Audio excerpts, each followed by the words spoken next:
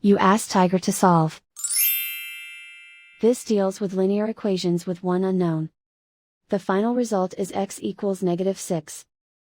Let's solve it step by step. Simplify the expression. Expand the parentheses. Multiply the coefficients. Simplify the arithmetic. Group all constants on the right side of the equation. Subtract 40 from both sides. Simplify the arithmetic.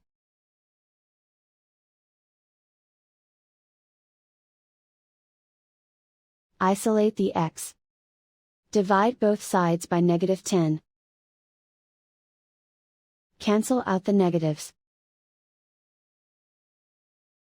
Simplify the fraction.